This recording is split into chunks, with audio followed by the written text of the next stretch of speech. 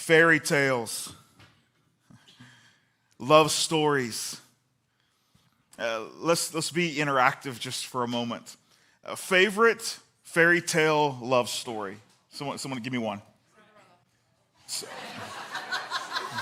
Who said Shrek? Okay, all right. I will say that also at the 9, Shrek was the very first thing said. Also, so there we go. So Shrek. Who was Shrek's love interest? Fiona. That's right. How about it? And then we had another one over here. Cinderella. Who was Cinderella's love interest? Prince Charming. They can't give a guy a name. There's no name. Somebody else. Another love interest story. The Notebook. Whoa. Who said Notebook? You get bonus points. Yeah, you do. You're watching that this afternoon. Yeah, you are. Yeah, you are. You thought you were going to do something fun. Nope. The Notebook. Who are the characters in the Notebook? This is double bonus points if you can. Noah and Allie. How about that? Yeah. Oh, that's right. It was Remember the Titans guy. Wasn't it? No? Yeah. Okay. Yeah, we're off. Fairy tales, love stories. You know the line. And they all lived happily ever after. That phrase originated, it was in a work called the Decameron. It was written by Giovanni Boccaccio. He's Italian, in the 1400s. Now, it wasn't originally translated into English, though, until the 1700s. And in it, it's not quite the line we have, but it's where the line we have came from, and they lived happily ever after. He wrote, so they lived very lovingly and happily ever after. And Disney and everyone else has taken it and applied it to every happy ending with a love story. But we know in reality that life is not a fairy tale, is it? We can point to a number of not happily ever after endings. That's where our questions come from for today. A few weeks ago, we concluded our Easter gathering by making a QR code available. It said, hey, if we believe that everyone is either running towards or running away from the resurrection of Jesus. And with that, if you're running away from the resurrection of Jesus, why? Can you pinpoint why? Is there a question or a hurdle or just something that's standing in your way? It's like, man, I just can't figure out why God would do this, or why does God think this way, or why does it feel like things should be this way, but God seems to have an ethic that disagrees with me. Like any of those questions that are like, this is what kind of causes me to be hesitant about faith or hesitant about Jesus. Any of those things are not off the table. Submit them. You can submit them anonymously, and we will do our best. We will clear our teaching calendar. We will kind of group them together as best we can and answer as many questions as we possibly can. And so that's where these questions for the last few weeks have come from. Today is week 4, and today's questions are really tough. I've pulled just a few out to summarize the idea. This is going to be a part 1 and a part 2, both parts happening on the same day, but we're going to kind of piece it together to make one full kind of idea, but the questions are going to be broken up. Let me give you 2 questions from a broad array of questions that kind of really summarize where we're going today, and then we're going to jump in. I will say that I kind of warned you last week, if you've got young ears that are probably elementary or below, I'm probably not going to filter what we're going to have a conversation about today. And so it's just going to kind of come out. So be prepared to answer questions. Maybe these are questions you've already answered, but maybe not. The same goes for next week. And this is a warning because you've probably got about, I said 9 minutes at the 9, but that wasn't true. It's probably about 14 minutes until we get to the part where you're going to have some splaining to do. Here's our questions. How can I continue to follow Jesus when my marriage continues to be on the rocks, despite devoting myself and my faith? Second question that really helps summarize. How do I have a Christian marriage when I'm convinced my marriage is over?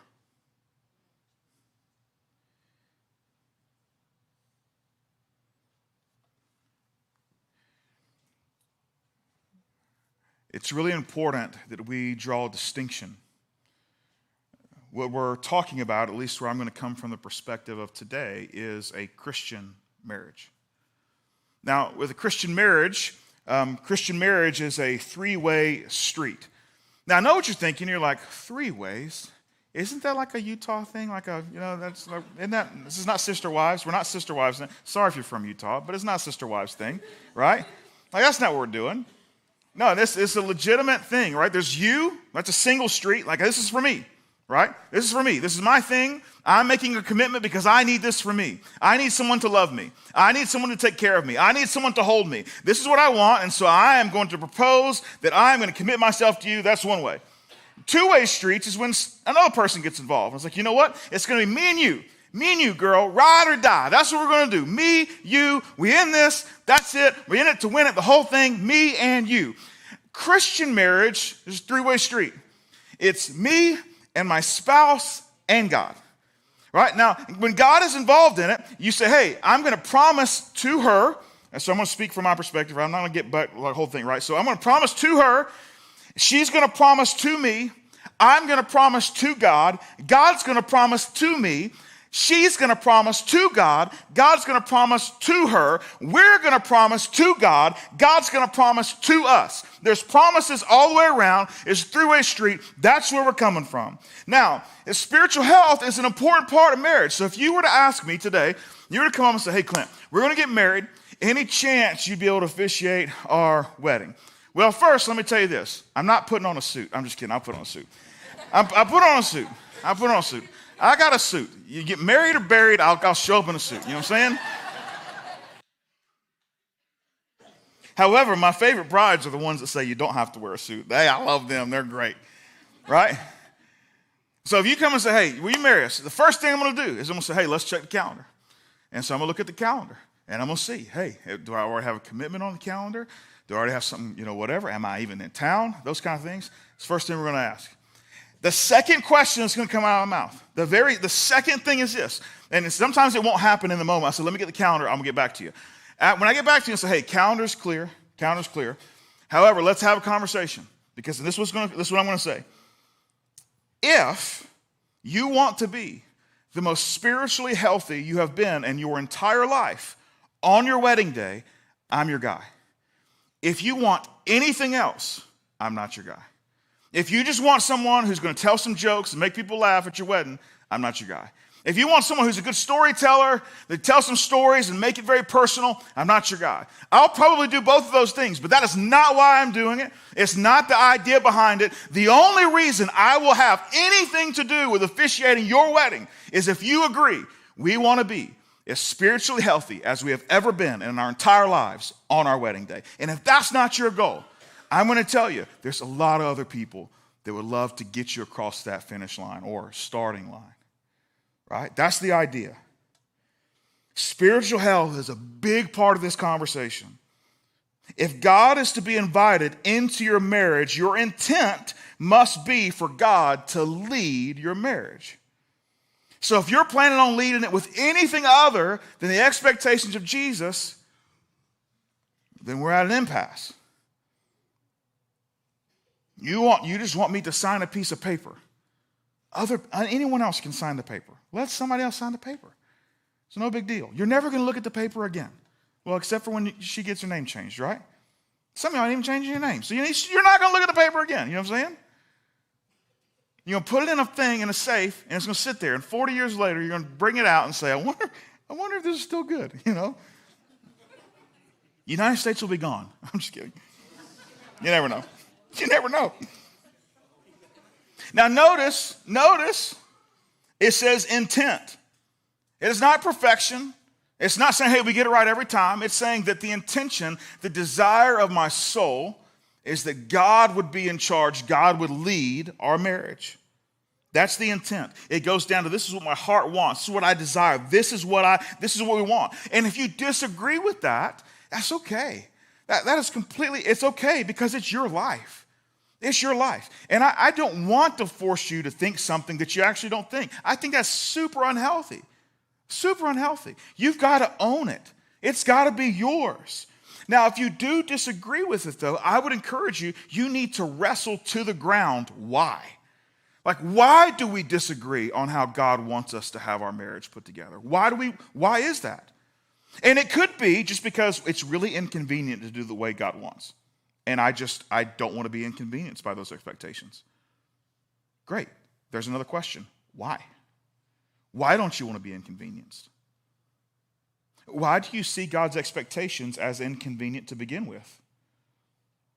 If you really believe there was a God, like an all-powerful God, wouldn't it be inconvenient to not do what he asked, much more than the inconvenience it would cause to do it his way in the first place? It's still a question. And I'm not saying you owe me or anyone else an answer. I'm just saying you should wrestle it all the way to the ground. You should get the very bottom of, why do I think my marriage should be this way? Now, when we think about marriage, we have vows. Now, some people write their own vows, which I think can be creative. I think it's great. I think it's a cool thing if people write their own vows. But I'll tell you, the overwhelming majority of vows still have the same basic promises in them. There's 7 that typically exist in almost all of marriage vows. The first, it starts with, I choose you, right? So I'm going to give you my own example, my wife and I. I, Clint, take you, Brooke, right? I choose you. God could have chosen other people, but I didn't choose other people. I chose you. And when she says it back to me, I, Brooke, take you, Clint. She could have chosen other people, but she didn't. She chose me. And so the two of us look at each other and we say, hey, this is the part of our vow. I choose you, you choose me. We ain't choosing nobody else. We could have, but we didn't. And now we've decided I don't even want to think about choosing anyone else for the rest of my life. Like, I want to choose now and never choose again. Just you. Second promise, to have and to hold from this day forward. Now, when we hear this, it's like, oh, that's so nice. We're holding each other. There's some cuddling. We are promising to cuddle. Yes, the hold is cuddle, right? Having to hold. However, the to have is a cleaned up version of, are we at 11 minutes yet? Okay.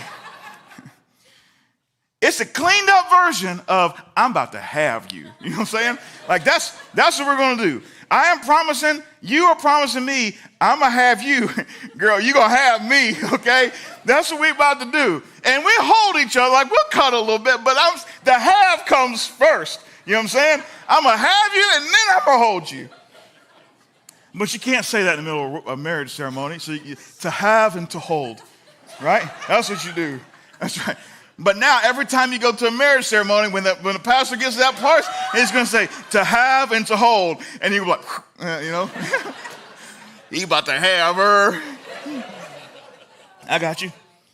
It doesn't stop there, though. That's second promise. Third promise, for better, for worse. Now, this is not a commentary on the having her, the better, for worse. It's not that. It's a completely different thought. For better, for worse. Now, this is, sometimes I ask questions and they're rhetorical. You're not supposed to respond, which is kind of awkward sometimes when some of y'all do respond. But this is not a rhetorical question. I'm asking the question because I'm asking you to give me some examples. When it says for better or for worse, give me some examples of for better. Hit the lottery. Amen. Anybody ever hit a big old lottery?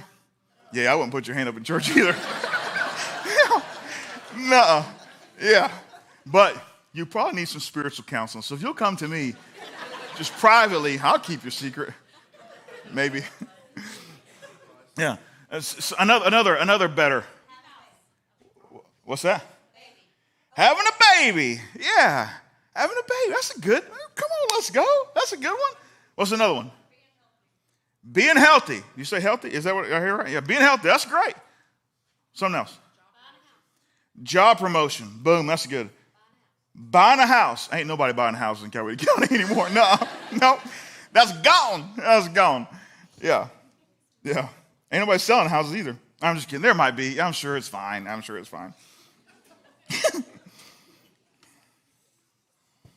about for worse? Hey. Oh, you asking for a friend?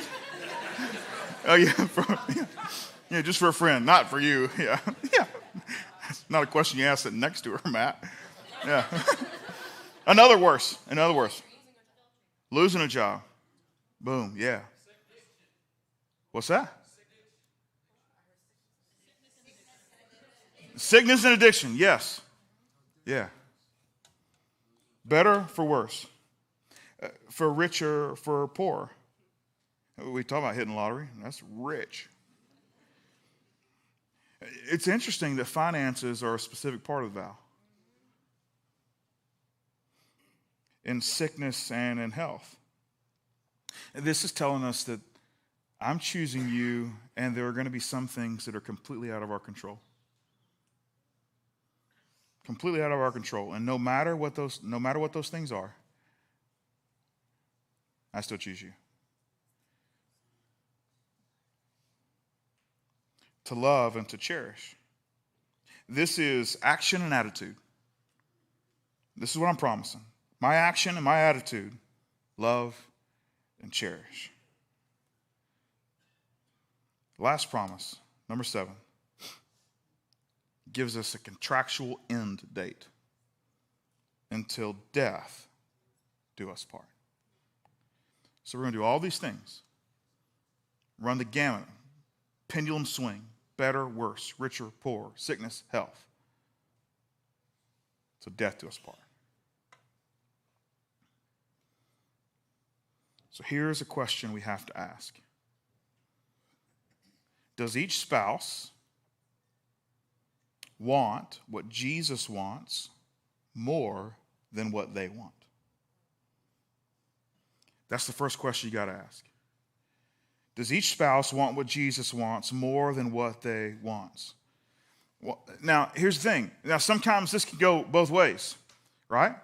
There are moments when one spouse or both spouse decide, I just want to be done. This is too much of a headache. I've been miserable for too long, and I just want to be done, right? I just want to be done. I don't even want to start to think about how we put this thing back together. I don't even want to do it. I've tried it too many times, and I don't want to do it. I'm done. I'm done screaming. I'm done arguing, those kind of things. And so there's moments when Jesus would say, I want you to put more hard work into it. I want you to figure this out, which is different than what we want. There's other moments where enormous amounts of abuse is taking place. And I've talked to plenty of ladies, and I know it goes both ways, but I've talked to plenty of ladies that have sat and they're getting abused physically, and they cannot bring themselves to leave. They can't do it. And the question applies to her, sometimes to him, in the same way. Do you want what Jesus wants for you more than what you want for you? So it goes both ways. Whether you stay or should leave, Jesus has an answer. Jesus has an answer for what he desires for you, and that's the foundational question. Do I want what Jesus wants more than what I want? Now, this is important. This is an important question to ask because our wants change. Think about it. What we want when we're first married, right? When you go and get your first place together, what do you want? I want to put furniture in it.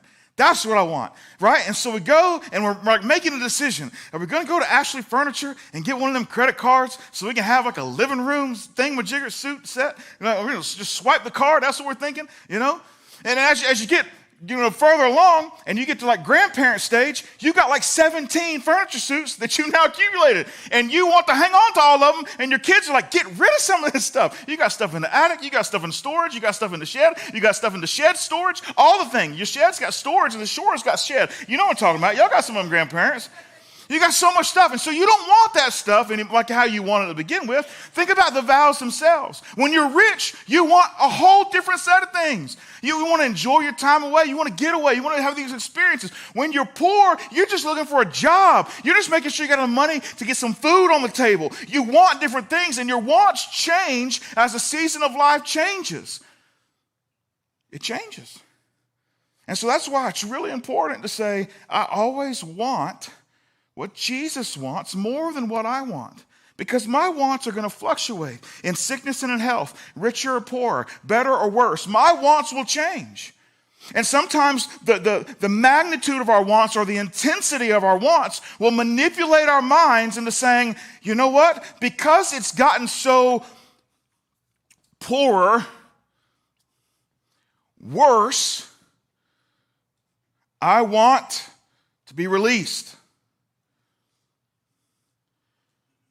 And Jesus would say, I want you to be healthy, and I want your marriage to be whole.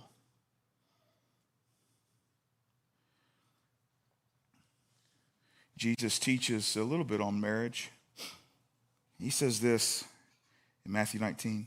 Some Pharisees came to him to test him, and they asked, is it lawful for a man to divorce his wife for any and every reason? Now, since they were testing him, and let me give you a little background. I'm not going to go into the whole drama that's going on, but this kind of sets you up. The Old Testament law in Deuteronomy talks about how you're supposed to interact from a marriage standpoint. It says, hey, if you're going to get a divorce, what you've got to do is you've got to provide a certificate of divorce to your spouse. And so what's happening is people were just like letting their spouse go like it went nobody's business, right? And it was specifically men towards women. They couldn't have the kid they wanted. They did something wrong. They're like, I'm moving on. Just see you later, right? And so what was happening is you had a bunch of women who had been married, and in this particular culture, once you've been married the first time, it was like, no, we're not interested. Like, this is a whole big thing. If you're his problem, I don't want you to be my problem kind of thing. And so this is the way that the culture was. And they're like, hey, we can't just start like discarding women like this. There's got to be a process. You've got to sit down and think about this. And so he says, they put into law, hey, at minimum, you got to do some paperwork. You got to give her a certificate of divorce. Says, this is why I don't want you to be with me, right? And then we don't stop the rumors, all this thing. Like, hey, I just don't like you. I'm moving on. And so they were asking Jesus, are you okay with that? Because they had heard Jesus talk earlier to a large group of people, and he specifically started talking about marriage and divorce, and it seemed like it came across that Jesus held marriage in such a high regard that he said, hey, I want you to stop this divorce thing. And that's the way it came across to him. So they're like, hey, we're going to test him. We're going to figure out which side will he take, his own words and holding marriage to a huge, enormously high standard, or will he go along with what the law of Moses says, which is if you just do some paperwork, you can do the thing. Which one will Jesus choose? And Jesus responds not with his opinion. He quotes the author of the law of Moses, Moses. And he uses a quote that Moses writes before he gets to Deuteronomy. This is what he says. Haven't you read, he replied, that at the beginning the Creator made them male and female and said, for this reason a man will leave his father and mother and be united to his wife, and the two will become one flesh. So they are no longer two, but one flesh. Therefore, what God has joined together, let no one separate. And so he says, hey, look, I get what the Old Testament law says, but if we really get into the drama of it, what he's going to end up telling them is, look, the reason that this whole certificate of divorce thing was a thing was because your hearts had hardened to what God actually wanted for the idea of marriage. And so he put a legal process in place because he couldn't convince you to stop doing this. And so that's why he did it. Just because he put a process in for how you need to go through this doesn't mean that's what he wants you to do. In fact, let's just go back to what he said in the beginning. He just said, they're not two, but one. Therefore, what God has joined together, let no one separate. Now, I want to push time out just for a second. And I want to make sure, because we're just going to set us up for something here and for part two in just a second. And I want to make sure that there's also a PG sex reference in here, because that's what it means when it says they no longer will be two, but one flesh. Therefore, what God has joined together, let no one separate, right? It's a sexual reference. It's not just a, hey, now they tied like a knot in a marriage ceremony, or they lit the unity candle. Like, that's not what we're talking about. It's a, hey, they were now sexually intimate together. They are bonded together. That's the reference. So we're going to time back in. We're going to come back to that in a second. So time back in. When, at the end of the day, what Jesus is trying to say is, hey, this question that you have about marriage and divorce and the whole thing, what we need to do is we need to go back to the original intent of marriage with the Creator himself. And that's what he says. At the beginning, the Creator made them male, female, and then describes what marriage is going to be. In other words, God made marriage. So it's his rules, and he knows best. Now, not too long ago, my daughter, her name's Hadley, she's 10, she started asking me about some, hopefully I get this name right, some Lululemon leggings. Okay? Anybody else Lululemon leggings? Okay. You know what I'm talking about? So, of course, she's my daughter. I was like, yeah, I'll get you some leggings. You know what I'm saying? And then I looked at the leggings. These leggings must be made of gold. I don't know. It's like, hold on a second. What? Are you kidding me? And so I told her, I was like, look, my wife and I talked about, like, hey, look, here's the deal. You are growing like every 60 days you're in a new set of clothes because you just keep growing. So I'm not paying that kind of money, even if it is got gold in it. Like, we're not paying that kind of money just for you to outgrow these things in 60 days and us hand them down to someone else, someone other's kid that we love and care for. Like, hey, we're not doing that, right? We're not going to do that. And her response to it was like, okay, yeah, no. Just, I'll take the dupes. And I was like, the dupes? Okay, let's Google dupes, all right? There's not a brand name called dupes. I don't know if you knew this or not. And so I'm asking her, like, hey, what's the dupes? What is this? What are these dupes of which you speak? And it's like, they're leggings. And I was like, great, cool. I don't see any dupes brand on the internet. It's not a brand. They're called dupes. And I was like, that's what I'm looking for. I'm looking for the dupes. She's like, yeah, but they're not called dupes. And I was like, you just said they were called dupes. She said they are called dupes. And I was like, I don't get. Okay, are you referring to the idea that they're like kind of like it? She's like, they're dupes. I said, like duplicates? She's like, no, not like duplicates, dupes. I looked up what dupe means. Here it goes. A cheaper version of a pre-existing product. So like, they're knockoffs, right? Yeah.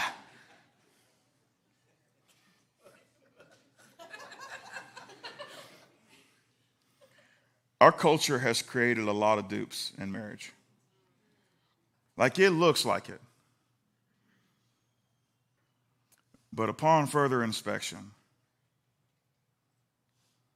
it's not the real thing. The real thing is ThreeWay Street. You, your spouse, and God. With the question, or in this instance, it's not a question, it's a statement. I want what Jesus wants more than what I want. That's what real Christian marriage is. ThreeWay Street, I want what Jesus wants more than what I want. Anything else that's not that is probably a good attempt, but it's not the real thing.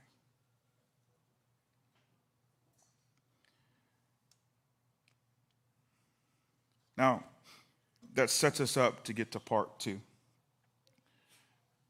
A couple of other questions that help frame how we're going to make this work. Question 1, that's a good summary.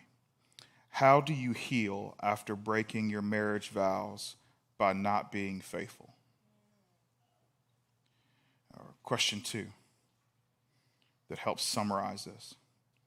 How do you forgive and stay married after an affair?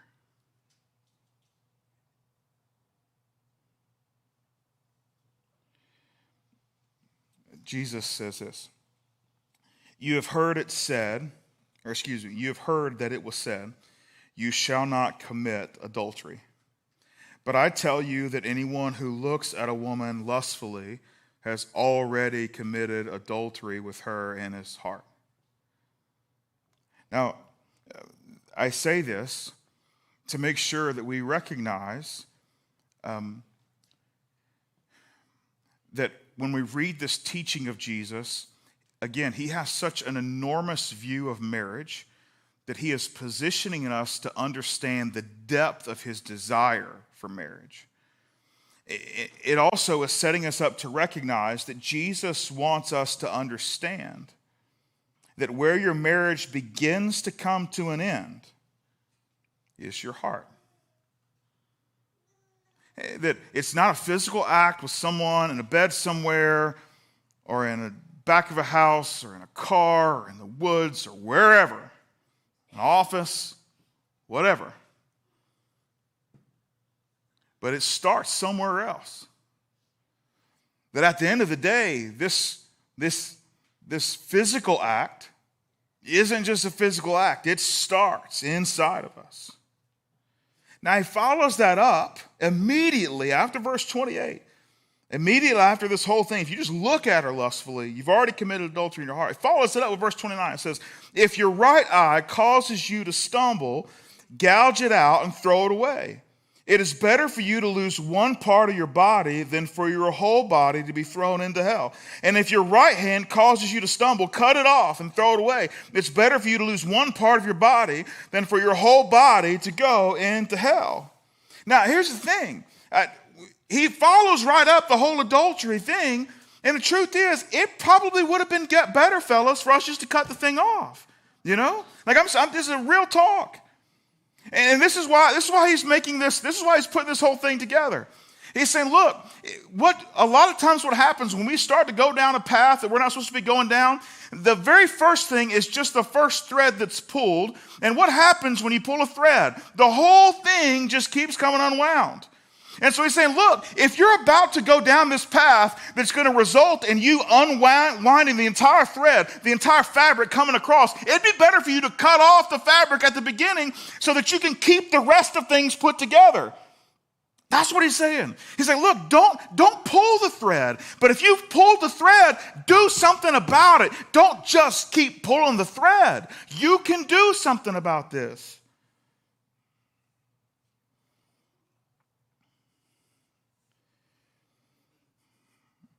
A prophet named Malachi said this. He said, the man who hates and divorces his wife, says the Lord, the God of Israel, does violence to the one he should protect, says the Lord Almighty. So be on your guard and do not be unfaithful. Now, I can't speak for any ladies because I'm not a lady. But I feel like I can speak for the majority of men when it comes to our significant others, that we take the idea and role of protector. It's a big deal to us. And so, fellows, when we start thinking through the idea of our sexual actions with someone else robbing us of the opportunity not only to protect the person we should be loving the most, but actually being someone who inflicts violence on them emotionally and spiritually, let that sink in a bit. That the very one that she let her guard down with as her protector is the one that turned the sword on her. And we're like, man, why has sex got to be such a big deal? Like, why does it have to be such a big deal? Well, let's just take a few things. It's a big deal because God made it. Like, it was God's idea. Like this whole thing, like God's idea. Like he puts it into motion. And by the way, it's a really good idea. Like, God's a genius. He could have made sex work any other way. I mean, he could have made sex work where it was like, you know what? If you just like bump elbows, you know what I'm saying? Like he could have made that how it does it. But that's not what he does. He could have done like high fives. Not just any high five, but maybe like do a high five where you interlock hands, that kind of thing. That could have been what does it. But that's not what does it. No, God made it incredibly complicated where things just fit together in a very specific way. And then you know how it works. Like that's what's got to happen. And like God designed that. Not only did God design it, God designed the outcome of it. He designed that children would be started in that process. The whole fruitful and multiply and fill the earth. Like that is incredible. And God puts all of that together. But our culture struggles with this. We're like, it's nice. It's really nice. And because it's so nice, I would prefer it to be just a little more casual. I would prefer it to be as casual as a high five. I mean, why does it hurt so much when your spouse sleeps with someone else? I mean, think about it. Think about it. I'm probably the only one in the room, but I'll just be a little vulnerable. There are times when my wife has asked me to take out the trash, and I've looked at her in the eyes and said, yeah, I'll do that. And then the next time I walk by this trash can, I don't even think about it. I smelled it, but I was like, get to that later. Yeah, I get home, and it's like, hey, I thought you were going to take out the trash. Oh, yeah. I'm sure I'm the only one that's done that, right? Or maybe the conversation's something like, hey, let's try not to leave our wet towel on the bed, you know? And it's like, oh, yeah, don't want to do that. Sorry about that. I'm not going to do that anymore till tomorrow morning.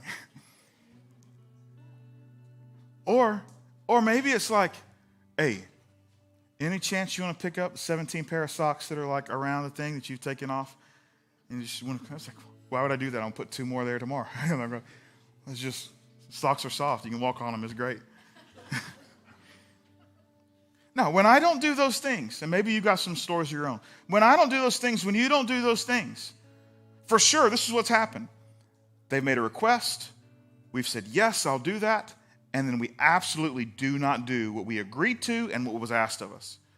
However, if I were to take the same approach and go and have sex with someone else this evening and then come back home and say, my bad, sorry about that. The level of hurt that creates is so much different than a wet towel on the end of the bed or socks in the floor or trash in the trash can. But in both instances, in all those instances, there was an understanding of what she wanted from me. I agreed to it. I gave her my word I would. And then I absolutely did the opposite of those things. But for some reason, the sex hurts more. Why? And it doesn't even matter. It doesn't even matter if you're a Christian or not. The sex hurts more. Why? Because God wants it to. That's why he designed you. Whether you acknowledge him as creator or not, he made sex to mean something more than a casual high five, than a simple task you're supposed to do. And at the end of the day, when you're in a committed relationship, his way is within the context of marriage, and you decide to step out of that and have sex with somebody else, it's not just leaving socks on the ground.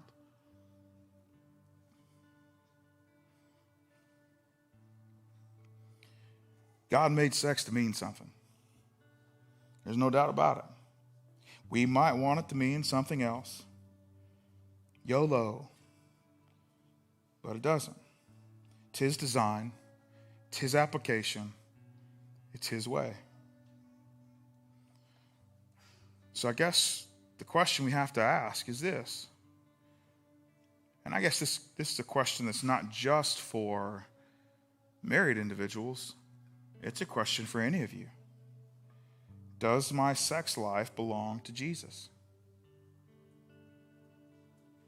Now, the thing is that like the answer ought to be, yeah. When I decided to give my life to Jesus, it's every piece and part.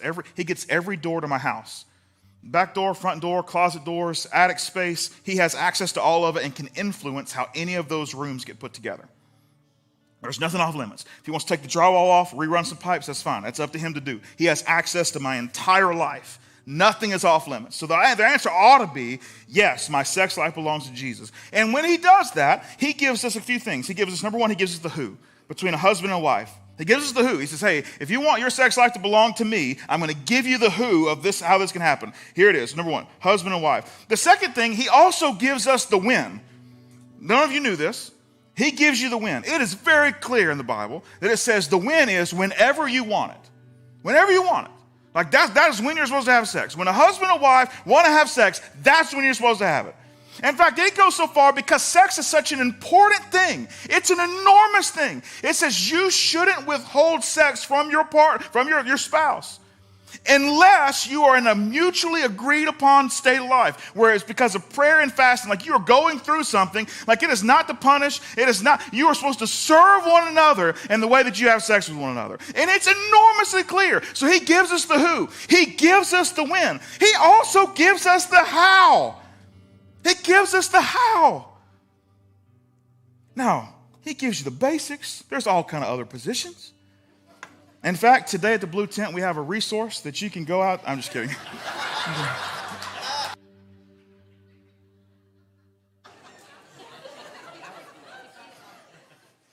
That book for sure would have sold out.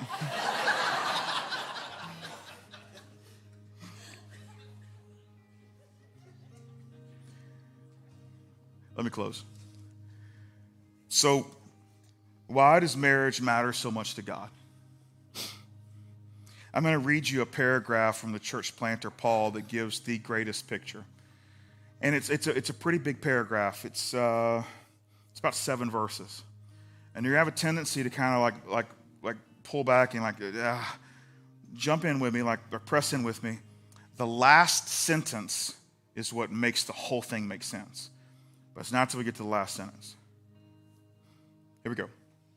Husbands, love your wives just as Christ loved the church and gave himself up for her, to make her holy, cleansing her by the washing with water through the word, and to present her to himself as a radiant church, without stain or wrinkle or any other blemish, but holy and blameless. In this same way, husbands ought to love their wives as their own bodies. He who loves his wife loves himself. After all, no one ever hated their own body, but they feed and care for their body, just as Christ does the church. For we are members of his body. For this reason, a man will leave his father and mother and be united to his wife, and the two will become one flesh. And here we go. This is a profound mystery, but I am talking about Christ and the church. You see, the reason God cares about marriage so much is because it's the closest thing we can know that shows us how Jesus loves the church. Now, maybe hold on, wait. Let me walk you through this. The reason that God cares about Christian marriage so much is because it's going to be an incredible picture. Think about it. Think about someone who's been married for 30, 40, 50, maybe 60 years, right? And what people outside of that marriage, what they're going to look at and see is they're going to look at, let's say you get invited to, let's just say a 45th wedding anniversary, right? And they're going to stand up there, it's maybe punch and cake and maybe cookies and pretzels and, I don't know, fruit salad or something. There's going to be food. And there maybe there could be some music, maybe even some dancing. But probably at some point there's going to be a break where the two stand up in front of everybody and they're like, hey, thank you for coming. This is great. It's just good to be with our friends. And one of the two of them is going to say this line. They're going to say, man, 45 years, 50 years, whatever the number is. They're going to say this line. It hasn't always been easy, but it's been, fill in the blank. It's been worth it. I wouldn't change a thing. Whatever. God has been the whole thing, all the things, right? But I want to go back to the it hasn't always been easy line, because built into that it hasn't always been easy line is all of the bad parts of the vows. For richer, for poor. If they were just rich the whole time and better the whole time and healthy the whole time, like if all the best parts were the whole time, everybody was like, I want to get married. If this is what marriage is, all of those really great things, sign me up. Sign me up for those things. Married makes you rich and healthy and better. All these things, like, yes, that's what I want to do. But that's not what it hasn't always been easy means. It's all the other things. It's all the worst moments. And I can't believe you said that. And I cannot believe that this is fill in the blank. All of those things. Like, man, all those things, when we have a conversation about it, it's like, man, these things are pointing towards the reality. Pointing towards the reality of, hey, regardless of what's happened, we have figured it out. We've stuck together. It hasn't always been easy. And when people start to see that, they're going to say, man, is that what it's like for Jesus to love me? But when Christian marriage is a three-way street that's built upon the idea of I want what Jesus wants more than what I want, when they begin to see that those things crumble, that they don't stand a chance, it plants seeds of, will Jesus say no to me? Like they said no to each other? Because we can't wrap our minds around the reality of Jesus and his love for the church. And so he gives us a picture in marriage, and it's all throughout the New Testament. Over and over again, Jesus' affection for his followers is tied up into the idea of marriage. And so when we start to mess with that or push into it or figure out how to get out of it, he's saying, no, show the world what it looks like to keep your vows in better or worse. Show the world what it looks like to have more grace than anyone deserves. Show the world what it looks like to roll with mercy. Show the world what it looks like to forgive when they don't deserve it. Show the world what it looks like to have a three-way street where you want what Jesus wants more than what you want. Show the world. And when you do, they will get a glimpse, just a glimpse, of how much Jesus cares for you. When we break vows, we do damage. Hearts are broken. Trust is fractured. But I stand in front of you to tell you a truth. I believe in miracles. I believe in miracles. And there's nothing that's too far.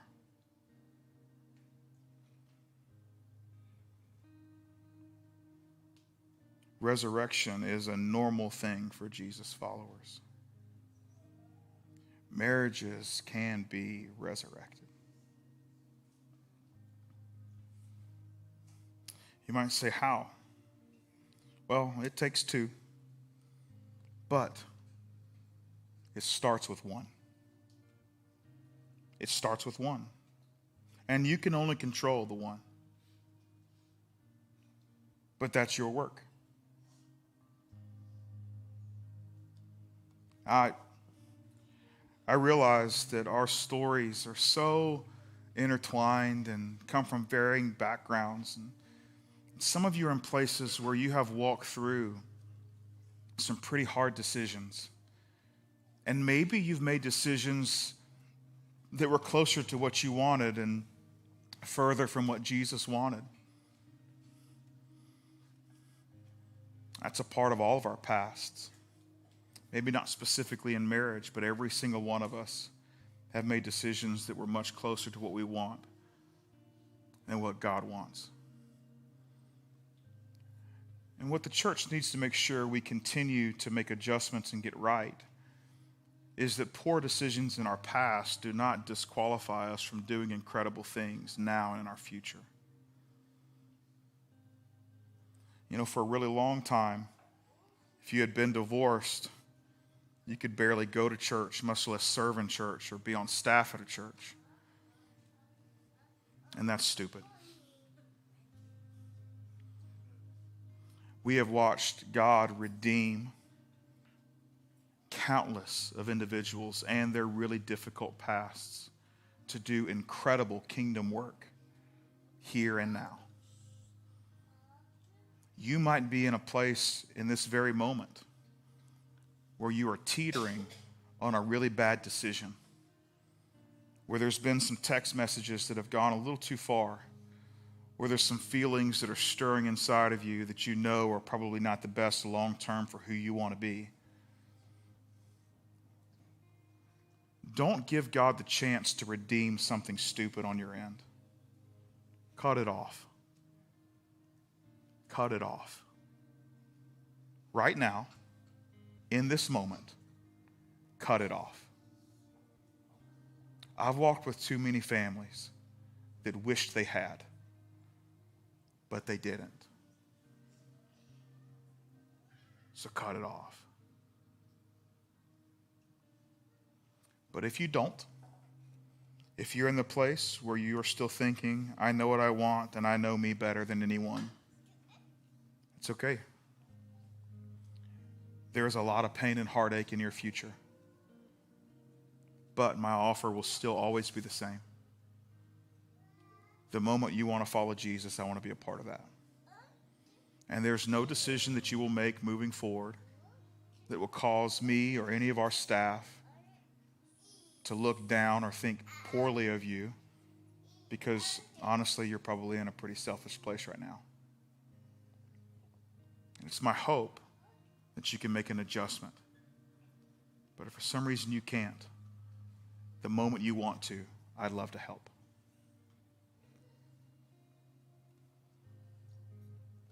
There's an offer that we have put on the table every single year since fall of 2018.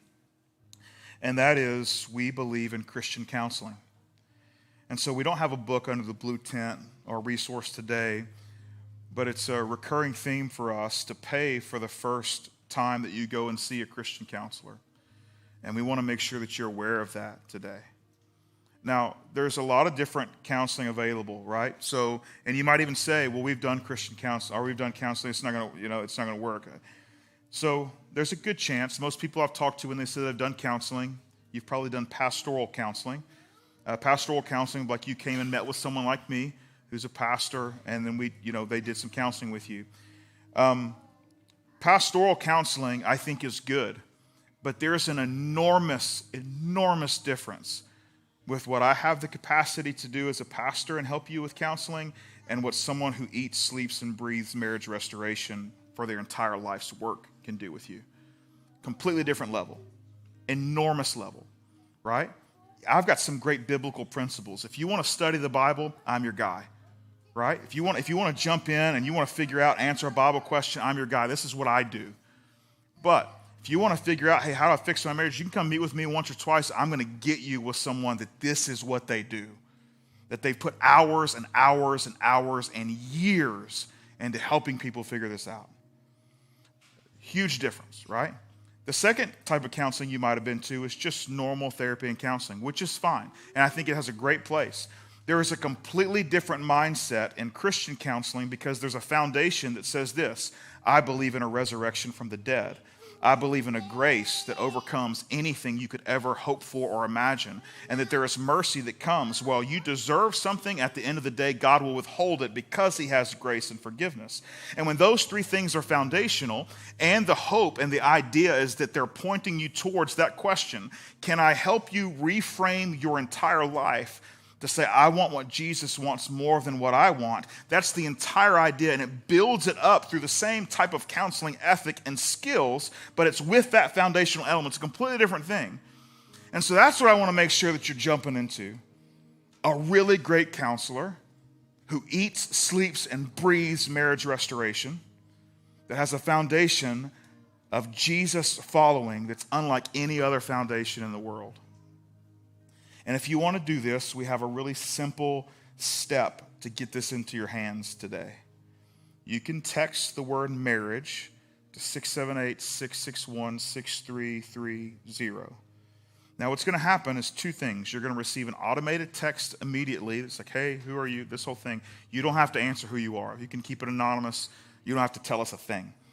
The second automated text, again, these are just going to be automated. They're already set up. When you just text that one word, if you put anything other than marriage, it's not going to fire it back to you.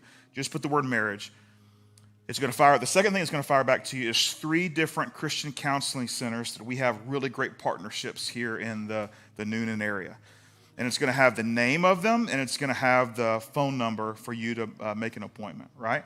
And so it's going to put it in your court. If you want to say, hey, I want to do this, I want to follow through on it, you got those 3. If you want us to pay for the first visit, all you have to do is you have to tell us who you are, and you have to tell us what time the appointment was made, what day. So then I'll send an email. As soon as I get it from you, we'll send an email and says, hey, send us this person's very first bill. And all 3 of these counseling centers have already made it to where that's what they do. We send people to Christian counseling all the time. And so it's already set up with these 3. So we just have to tell them, they have to have an okay from me to send the bill, right? So if you're like, hey, I don't need any financial help or whatever, you can keep it anonymous, not fill out anything. You can just get the 3 counseling centers sent right to your text message today. If you want us to pay for it, you just got to tell us a little bit about it. Tell us when you book the appointment, the name, and then I'll shoot the email to the receptionist, and they'll forward the bill to us. And that is not just an offer that's made this week. This is an ongoing offer. It's something that we do. We find it enormously helpful to pay for the first session. And so any time of the year, it doesn't matter whether we're talking about marriage or talking about anything else. It's not just marriage counseling, any type of counseling at all. If you will go sit and talk with a Christian therapist, we'd love to get you started for it if finances are an issue. If you forget the number this week, it's just the number on Google. As soon as you look up Foundation, text that number.